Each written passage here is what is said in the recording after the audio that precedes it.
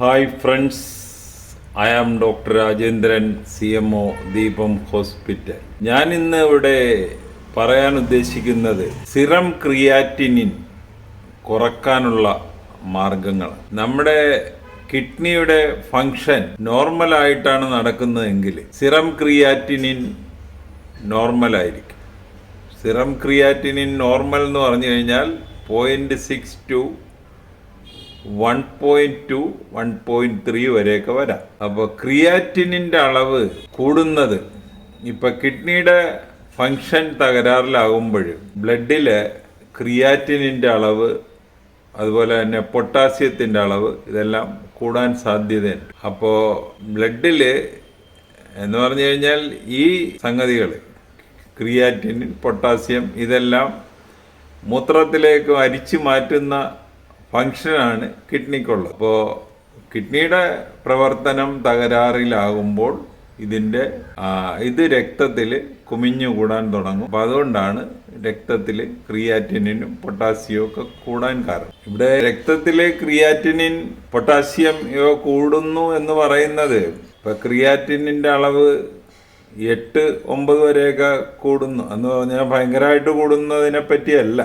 പറയുന്നത്. ഇപ്പം നോർമലിനേക്കാളും കൂടുതൽ എന്ന് പറഞ്ഞു കഴിഞ്ഞാൽ 1.8 1.9 വരെയൊക്കെ കൂടുകയാണെങ്കിൽ, 2 വരെയൊക്കെ ആണെങ്കിലും നമുക്ക് അത് ഡയാലിസിസ്, കിഡ്നി ട്രാൻസ്പ്ലാന്റേഷൻ ഇതുപോലുള്ള വലിയ വലിയ കാര്യങ്ങളിലോട്ടൊന്നും പോകാതെ മരുന്ന് കൊണ്ടും ഭക്ഷണ ക്രമീകരണങ്ങൾ കൊണ്ടും ഈ കിഡ്നിക്ക് ഡാമേജ് വരുത്താൻ സാധ്യതയുണ്ടായിരുന്ന അസുഖങ്ങളെ ചികിത്സിച്ചും ഒക്കെ നമുക്ക് അതൊന്ന് നോർമലാക്കി എടുക്കാൻ പറ്റും. അപ്പോൾ ആദ്യമായിട്ട് നമ്മളിവിടെ ഭക്ഷണത്തിനെ പറ്റിയാണ് പറയാൻ ആഗ്രഹിക്കുന്നത്. അതിലേറ്റവും പ്രധാനം 3 ഘടകങ്ങളാണ്. ഒന്ന് വെള്ളം, ഉപ്പ്, പൊട്ടാസ്യം. ആദ്യം വെള്ളത്തിനെ പറ്റി പറയാം. ഇപ്പോൾ ശരീരത്തിൽ നീര് അല്ലെങ്കിൽ മുഖത്ത് പഫിനസ് അല്ലെങ്കിൽ മൂത്രം വളരെ കുറച്ചു പോകുന്ന വൃക്കരോഗികൾ, അല്ലെങ്കിൽ മൂത്രം പോകാനായിട്ട് ചില ഗുളിക കഴിക്കേണ്ടി വരുന്ന വൃക്കരോഗികൾ, ഇവർക്ക് ആകെ കഴിക്കാവുന്ന വെള്ളം എന്ന് പറഞ്ഞു കഴിഞ്ഞാൽ 1 ലിറ്റർ എന്ന് പറഞ്ഞു കഴിഞ്ഞാൽ 1 ഗ്ലാസ് 200 ml ആണ്. അപ്പോൾ മാക്സിമം 5 ഗ്ലാസ് വെള്ളം കുടിക്കാം ഒരു ദിവസം. 24 മണിക്കൂറിനകം കുടിക്കാവുന്ന അത്രയാണ്. അപ്പോൾ ഈ വെള്ളം എന്ന് ഉദ്ദേശിക്കുന്നത് ഈ ദ്രാവക രൂപത്തിലുള്ള എല്ലാം കൂടെ കൂട്ടിയാണ്. ഇപ്പോൾ കഞ്ഞി, പാല്, അതിൻ്റെ കൂടെ ഈ കുടിക്കുന്ന വെള്ളം, ഇതെല്ലാം കൂടെ കൂട്ടിയാണ് 5 ഗ്ലാസ്. അതിൽ കൂടാൻ പാടില്ല. അതിൽ കൂടിക്കഴിഞ്ഞാൽ ഇദ്ദേഹത്തിൻ്റെ നീര് കൂടുകയും അതുപോലെ തന്നെ മുഖത്തെ പഫിനസ് കൂടും. അതുപോലെ തന്നെ ഈ വെള്ളം ലങ്സിലൊക്കെ കെട്ടിയിട്ട് പുള്ളിക്ക് ശ്വാസം മുട്ടലുണ്ടാകും. അപ്പോൾ വെള്ളത്തിൻ്റെ അളവ് യാതൊരു കാരണവശാലും നീര് ഉള്ള പേഷ്യൻസ് 1 ലിറ്ററിൽ കൂടാൻ പാടില്ല. അതുപോലെ മേൽപ്പറഞ്ഞ രോഗങ്ങളില്ലാത്ത വൃക്കരോഗികൾ, അവർക്ക് 24 മണിക്കൂറിനകം എന്തുമാത്രം മൂത്രം പോയി അത്രയും വെള്ളം കുടിക്കാം. ഇപ്പോൾ 24 മണിക്കൂറിനകം അദ്ദേഹം 1.5 ലിറ്റർ മൂത്രം ഒഴിച്ചുവെങ്കിൽ അടുത്ത ദിവസം അദ്ദേഹത്തിന് ഒരു 1.5 ലിറ്റർ വെള്ളം അല്ലെങ്കിൽ അതിൽ കൂടുതൽ മൂത്രം പോയെങ്കിൽ അത്രയും വെള്ളം കുടിക്കാവുന്നതാണ്. അതുപോലെ തന്നെ രണ്ടാമത്തെ ഘടകമാണ് ഉപ്പ്. ഇപ്പോൾ ഉപ്പ് കൂടുതൽ കഴിക്കുകയാണെങ്കിൽ ചിലപ്പോൾ വൃക്കയുടെ പ്രവർത്തനം തകരാറിലാകാൻ സാധ്യതയുണ്ട്. അതുപോലെ BP കൂടാൻ സാധ്യതയുണ്ട്. അതുപോലെ നീരൊക്കെ ഉണ്ടെങ്കിൽ ആ നീരെല്ലാം കൂടാൻ സാധ്യതയുണ്ട്. അപ്പോൾ ഒരു വൃക്ക രോഗിക്ക് കഴിക്കാവുന്നത് 1 ടീസ്പൂണിൽ അതിൻ്റെ ആ പൊങ്ങി നിൽക്കുന്ന ഭാഗം തട്ടിക്കളഞ്ഞിട്ടുള്ള അത്രയും ഉപ്പ് എന്ന് പറഞ്ഞു കഴിഞ്ഞാൽ 4 ഗ്രാം ഉപ്പാണ് മാക്സിമം ഒരു ദിവസം പുള്ളിക്ക് കഴിക്കാവുന്നത്. 4 ഗ്രാം ഉപ്പ്. അതുപോലെ തന്നെ ഉപ്പ് കൂടുതലുള്ള ആഹാരങ്ങൾ, പപ്പടം, ഈ അച്ചാറ്, ചിപ്സ്, മിക്സ്ചർ, ഇതുപോലുള്ള സാധനങ്ങൾ കഴിവതും അവോയ്ഡ് ചെയ്യുന്നതായിരിക്കും നല്ലത്. അടുത്തതായിട്ട് പൊട്ടാസ്യം നമുക്ക് വളരെ ആവശ്യമുള്ള ഒരു മൂലകമാണ്. ഈ പൊട്ടാസ്യം നമുക്ക് കിട്ടുന്നത് ഭക്ഷണത്തിലൂടെയാണ്. അപ്പോൾ സാധാരണ ഒരാൾ പൊട്ടാസ്യം കൂടുതൽ കഴിച്ചാലും അത് മൂത്രത്തിൽ കൂടെ അങ്ങ് പോകും. അതേസമയത്ത് ഒരു വൃക്കരോഗി പൊട്ടാസ്യം കൂടുതൽ കഴിക്കുകയാണെങ്കിൽ അത് യാതൊരു കാരണവശാലും മൂത്രത്തിൽ കൂടെ സാധാരണ ഉള്ള ആളുകൾക്ക് പോകുന്നത് പോലെ പോകത്തില്ല. അപ്പോൾ അത് രക്തത്തിൽ കുമിഞ്ഞുകൂടാൻ സാധ്യതയുണ്ട്. അപ്പോൾ രക്തത്തിൽ ഈ പൊട്ടാസ്യം കൂടിക്കൂടി വന്നു കഴിഞ്ഞാൽ അത് ഹൃദയത്തെ ബാധിക്കുകയും കാർഡിയാക് അറസ്റ്റ് സംഭവിക്കാനും ഒക്കെ സാധ്യതയുണ്ട്. അപ്പോൾ അതുകൊണ്ട് പൊട്ടാസ്യം വളരെ കുറച്ച് ഇദ്ദേഹം കഴിക്കാവുള്ളൂ. ഉദാഹരണത്തിന് പഴവർഗ്ഗങ്ങൾ വളരെ പൊട്ടാസ്യമുള്ള ഒരു സംഭവമാണ്. എന്നാൽ തന്നെ ചില പഴവർഗ്ഗങ്ങളിൽ പൊട്ടാസ്യം കുറവാണ്. ഉദാഹരണം ആപ്പിള്, പൈനാപ്പിള്, പപ്പായ, പേരക്ക മുതലായ പഴവർഗ്ഗങ്ങൾ പൊട്ടാസ്യം താരതമ്യേന കുറവാണ്. അപ്പോൾ ഇദ്ദേഹത്തിന് കഴിക്കാവുന്ന പഴവർഗ്ഗങ്ങൾ എന്ന് പറയുമ്പോൾ ഈ പറഞ്ഞ 4 എണ്ണമാണ്. അതുപോലെ തന്നെ പച്ചക്കറികളിൽ ഏറ്റവും കൂടുതൽ പൊട്ടാസ്യം ഉള്ളത് ഇലക്കറികളിലാണ്. അപ്പോൾ ഇലക്കറികൾ കഴിവതും അവോയ്ഡ് ചെയ്യുന്നതാണ് നല്ലത്. അതുപോലെ വേറെയുള്ള പച്ചക്കറികൾ, ഇപ്പോൾ ഉദാഹരണത്തിന് ഉരുളൻകിഴങ്ങ്, കൂർക്ക,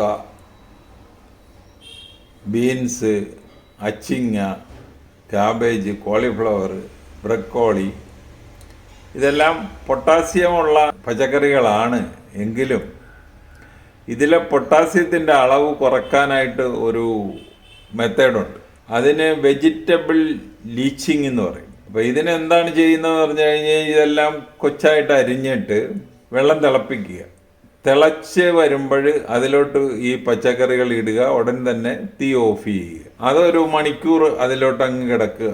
ആ ചൂടുവെള്ളത്തിൽ കിടന്ന് അതിൻ്റെ അകത്തുള്ള പൊട്ടാസ്യവും ബാക്കിയുള്ള കുറേ മൂലകങ്ങളും ഒക്കെ അതിലൂടെ അങ്ങ് പോകും. എന്നിട്ട് 1 മണിക്കൂർ കഴിഞ്ഞ് ഇതിനെ അരിച്ചെടുത്തിട്ട് അത് വെച്ച് കറി ഉണ്ടാക്കുക. അപ്പോൾ അന്നേരം പൊട്ടാസ്യത്തിൻ്റെ അളവ് കുറയാൻ സാധ്യതയുണ്ട്. അതിനാണ് വെജിറ്റബിൾ ലീച്ചിങ് എന്ന് പറയുന്നത്.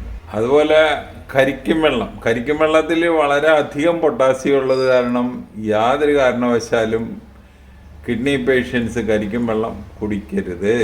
അടുത്തതായി പറയാൻ പോകുന്നത് നമ്മുടെ ശരീരത്തിന് വേണ്ട ആഹാര സാധനങ്ങൾ എന്ന് പറഞ്ഞു കഴിഞ്ഞാൽ കാർബോഹൈഡ്രേറ്റ് അല്ലെങ്കിൽ അന്നജം, പ്രോട്ടീൻ, മാംസ്യം, ഫാറ്റ്, കൊഴുപ്പുകൾ. അപ്പോൾ ആദ്യമായിട്ട് അന്നജം. ഒരാൾക്ക്, ഒരു അഡൽറ്റിന് കഴിക്കാവുന്ന അന്നജം എന്ന് പറയുന്നത് 2000 കലോറി അന്നജം ഒരു ദിവസം കഴിക്കാം. അപ്പോൾ ഒരു തവി ചോറ്, ഒരു ഇഡ്ഡലി, ഒരു ദോശ അല്ലെങ്കിൽ ഒരു ചപ്പാത്തി, ഇതിലൊക്കെ ഏകദേശം 85 കലോറി അന്നജമുണ്ട്. അപ്പോൾ നമുക്ക് അത് വെച്ച് നമുക്ക് കാൽക്കുലേറ്റ് ചെയ്യാം. ഒരു ദിവസം 2000 കലോറി ആണ് നമുക്ക് കഴിക്കാവുന്നത്. എന്ന് പറഞ്ഞാൽ അതിൻ്റെ കാൽക്കുലേഷൻ ഇങ്ങനെയാണ്: 35 calorie per kg per day. അപ്പോൾ 60 കിലോ ഉള്ള ഒരാളിൻ്റെ നമുക്ക് ഉടനെ കാൽക്കുലേറ്റ് ചെയ്യാം, ഏകദേശം 2000 വരും. അതുപോലെ തന്നെ പ്രോട്ടീൻ, മാംസ്യം, പ്രോട്ടീൻ വൃക്കരോഗികൾ കുറച്ചേ കഴിക്കാവുള്ളൂ. എന്ന് പറഞ്ഞു കഴിഞ്ഞാൽ നമ്മൾ വൃക്കരോഗം ഇല്ലാത്ത ഒരാൾ കഴിക്കേണ്ടത് 1 gram protein per kg per day. അപ്പോൾ 60 കിലോ ഉള്ള ആളിന് 60 ഗ്രാം പ്രോട്ടീൻ കഴിക്കാം. വൃക്കരോഗികൾക്ക് അത് 0.8 gram per kg per day കഴിക്കാൻ പാടും. അപ്പോൾ 60 കിലോ ഉള്ള ഒരാളിന് 48 ഗ്രാം പ്രോട്ടീനാണ് നമുക്ക് ഒരാൾക്ക് കഴിക്കാവുന്നത്. മറ്റേ ആൾ 60 ഗ്രാം കഴിക്കുമ്പോൾ ഇദ്ദേഹത്തിന് 48 ഗ്രാമേ കഴിക്കാവുള്ളൂ. ഒരു മുട്ട എന്ന് പറയുമ്പോൾ ഏകദേശം 10 ഗ്രാം പ്രോട്ടീൻ ഉണ്ട്.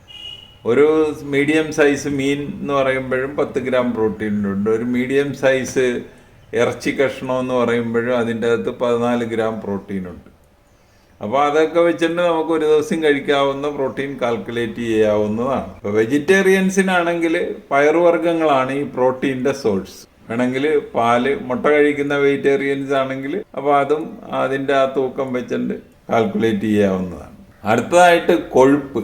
ഒരു ദിവസം ഇദ്ദേഹത്തിന് ഒരു ടീസ്പൂൺ സൺഫ്ലവർ ഓയിലോ റൈസ് ബ്രാൻ ഓയിലോ കഴിക്കാം. അതിൽ കൂടുതൽ പാടില്ല. ഇനി കഴിക്കാൻ പാടില്ലാത്ത ചില സംഗതികളുണ്ട്. ഉദാഹരണത്തിന് NSAID, non steroidal anti inflammatory drugs, വേദന സംഹാരികൾ. അപ്പോൾ ഈ വേദന സംഹാരികൾ ഇപ്പോൾ സാധാരണ കഴിക്കുന്ന വേദന സംഹാരികൾ ഏതൊക്കെയാണെന്ന് ചോദിച്ചു കഴിഞ്ഞാൽ വോവറാൻ, ഡൈക്ലോഫെനാക്, അതുപോലെ തന്നെ ബ്രൂഫൻ എന്ന് പറയും, അല്ലെങ്കിൽ എസൈക്ലോഫെനാക്. ഇതൊന്നും യാതൊരു കാരണവശാലും കിഡ്നി പേഷ്യൻസ് കഴിക്കരുത്. അത് കിഡ്നി പൊട്ടൻ്റ് നെഫ്രോടോക്സിക്കാണ്. അപ്പോൾ അങ്ങനെയുള്ളവർക്ക് ഇപ്പോൾ ഒരു തലവേദന വന്നു കഴിഞ്ഞാൽ കഴിക്കാവുന്ന പെയിൻ കില്ലേഴ്സ് എന്ന് പറയുന്നത് പാരാസെറ്റമോൾ കഴിക്കാം, ട്രമഡോൾ കഴിക്കാം. പിന്നെ കിഡ്നി പേഷ്യൻസ് ഒരു എക്സർസൈസ് അവർക്ക് ആവശ്യമാണ്. എക്സർസൈസ് എന്ന് പറയുന്നത് എയറോബിക് എക്സർസൈസുകൾ. ഏറ്റവും നല്ലത് ഒരു 3/4 മണിക്കൂർ അല്ലെങ്കിൽ 1 മണിക്കൂർ നടക്കുക, അല്ലെങ്കിൽ ട്രെഡ്മില്ല്, നീന്തൽ, സൈക്ലിംഗ്, ജോഗിങ്, ഇതൊക്കെ നല്ല എക്സർസൈസുകളാണ്, എയറോബിക് എക്സർസൈസുകളാണ്. അടുത്ത ക്രിയാറ്റിനിൻ കുറക്കാനുള്ള മാർഗങ്ങൾ എന്ന് പറഞ്ഞാൽ നമുക്ക് ഈ കിഡ്നി രോഗം വരുത്തിയ ചില അസുഖങ്ങളുണ്ട്. ഉദാഹരണത്തിന് അൺകൺട്രോൾഡ് ഡയബറ്റീസ്. ഈ അൺകൺട്രോൾഡ് ഡയബറ്റീസ് കൺട്രോൾഡ് ആക്കുക. നമ്മൾ അത് ഡയബറ്റീസിനെ നല്ല രീതിയിൽ ചികിത്സിച്ച് നമ്മുടെ വരുതിക്ക് കൊണ്ടുവരിക. അങ്ങനെ നമുക്ക് ക്രിയാറ്റിനിൻ കുറക്കാൻ പറ്റും. അതുപോലെ തന്നെ അൺകൺട്രോൾഡ് ഹൈപ്പർ ടെൻഷൻ, അനിയന്ത്രിതമായിട്ടുള്ള പ്രഷർ, അതിനെ നിയന്ത്രണത്തിൽ കൊണ്ടുവരിക. അത് ഒരു പ്രധാന ഘടകമാണ്. അതുപോലെ തന്നെ റെഗുലർ ഒരു നെഫ്രോളജിസ്റ്റിൻ്റെ അടുത്ത് പോയി ഒരു റെഗുലർ ചെക്കപ്പ്, ഈ ക്രിയാറ്റിനിൻ കൂടുതലേ ഉള്ളവർ ഒരു 45 അല്ലെങ്കിൽ 2 മാസം ഒരിക്കലെങ്കിലും ഒരു ചെക്കപ്പ് നടത്തുക. ഈ ക്രിയാറ്റിനിൻ്റെ അളവ് കൂടുതലാണോ കുറവാണോ എന്നൊക്കെയുള്ള ചെക്കപ്പ്, പൊട്ടാസ്യം, അതുപോലെ ഷുഗർ, ബ്ലഡ് പ്രഷർ, ഇതെല്ലാം ചെക്കപ്പ് നടത്തുന്നത് നല്ലതാണ്. അതുപോലെ റീനൽ ഡാമേജ് വരാൻ സാധ്യതയുള്ള അസുഖങ്ങളാണ് മലേറിയ, എലിപ്പനി, ഡെങ്കിപ്പനി. അപ്പോൾ ഇതെല്ലാം വരികയാണെങ്കിൽ അപ്പം തന്നെ അതിന് നല്ല ചികിത്സ കൊടുത്ത് അതിൽ നിന്നൊക്കെ പെട്ടെന്ന് അസുഖം ഭേദമാക്കുക. അതുപോലെ തന്നെ പുകവലി, ആൽക്കഹോള് മുതലായവ കഴിവതും അവോയ്ഡ് ചെയ്യുക. അതുപോലെ റെക്കറൻറ്റ് UTI, ഇത്